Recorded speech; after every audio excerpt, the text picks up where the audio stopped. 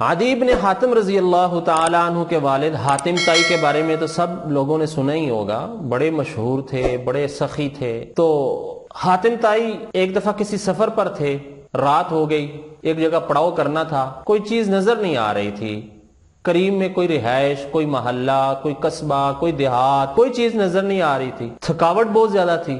حاتم طائی چلتے گئے، دور صحرا میں شام کا رات کا کہیں وقت تھا، ایک ٹمٹماتا ہوا چراغ ان کو دکھائی دیا، تو قریب گئے تو وہ ایک غریب فیملی تھی، ماں بیٹا تھے، باپ، اس بچے کا باپ تھا نہیں، اس عورت کا شوہر تھا نہیں، اس کی وفات ہو چکی ہوئی تھی۔ تو اس نوجوان بیٹے نے جب دیکھا کہ مسافر ہے، آ رہا ہے، تھکاوٹ ہے، اس نے حاتم طائی کے لیے رات رہنے کا بندوبست کیا، رات رہا۔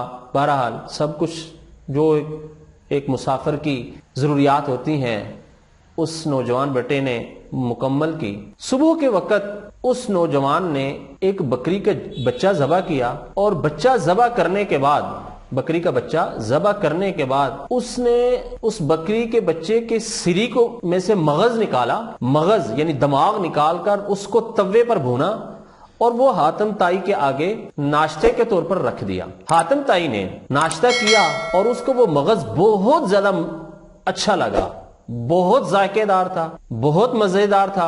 حاتم طائی نے اس کی بہت تعریف کی اور یہ کہا کہ بیٹا سالن بہت مزے کا ہے، تم نے یہ کس چیز کا سالن بنایا ہے؟ اس نے کہا جی یہ میں نے بکری کا بچہ ذبح کیا، اس کا مغز ہے، اس کا سر کاٹا ہے اور اس میں سے مغز نکالا ہے۔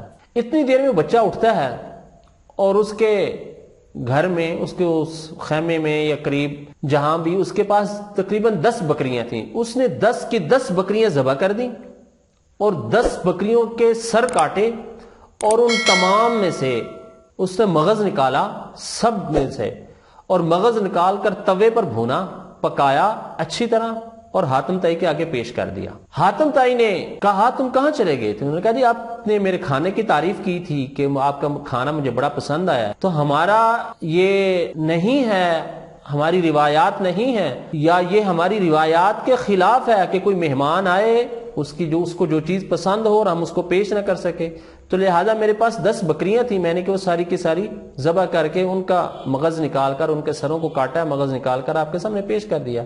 حاتم طائی بہت خوش بھی ہوئے اور حیران بھی ہوئے۔